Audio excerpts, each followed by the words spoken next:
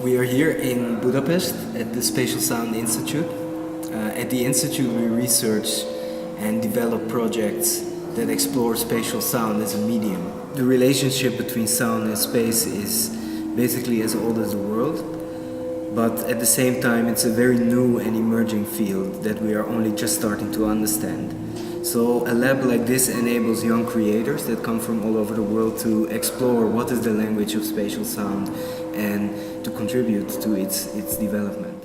It is really about the perceptual and aesthetic and even social possibilities of free space. Specifically, I think this blending of virtual and real acoustics is quite interesting. What we have with the software at 4D Sound is a variety of parameters for simulating acoustics, a physical room with a three-dimensional grid of speakers to further explore the room itself, and the combination of these can at times be almost holographic. To singer-songwriters and techno sets, and this system here is really capable of implementing and allowing for all the original instruments of the performers. It's really, I think, a community thing, because when you are experiencing the spatial sound piece and you're made aware of the medium of air which connects everybody else in the room and your position in relation to everyone else and to the space, to the architecture and the air, it's really a social experience. If you enter the 4D Sound system, you listen to a kind of natural environment of sound, where sounds can be anywhere, where space can be confined and small or large and vast. What I had in mind was to create the system very experiential, to focus on what does it mean when someone wants to make music with space. End of summer last year, a booking reached me. There was just one sentence which said, "You're also going to play on a 4D system. You might need to hear it to understand what it's like."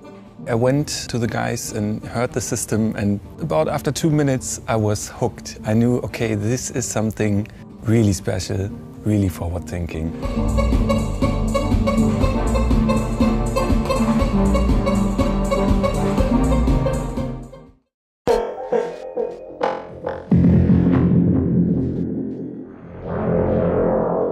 With this spatial sound setup, we create a screen that has infinite dimensions. So sound can be anywhere. It can be inside the room. The sound can be in between us.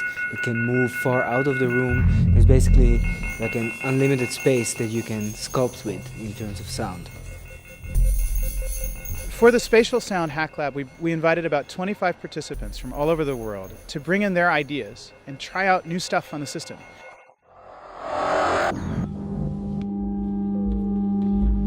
We did a quartet.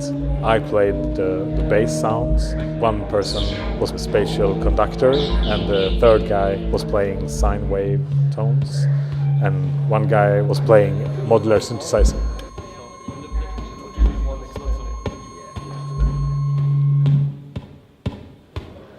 We try to manipulate a cube of sounds, so shrink it, so people would stand outside the cube, and then we would enlarge the cube again, so people would fall into the cube in the sound.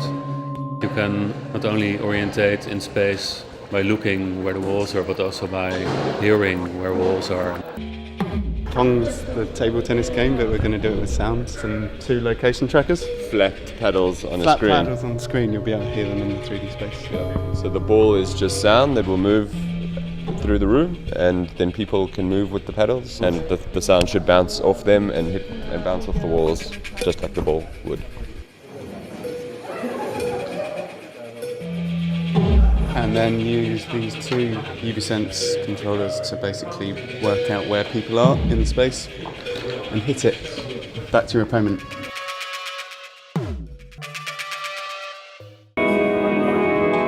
Like an X shape, for example, where you have 2 field recordings, and if you're on one side of the space, it's below, one is below you and the other's above you. And then as you walk, they start to blend and then create a completely different sort of experience on the other side.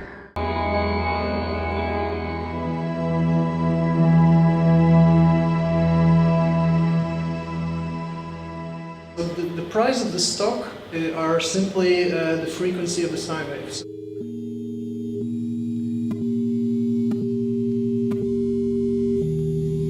You hear the stocks come to life in a sonic form. You could have a three-dimensional way of controlling things. So, for example, with virtual reality or different feedback kind of system. So that's an area that we're looking into, making a sequencer, for example, that you could play with your body.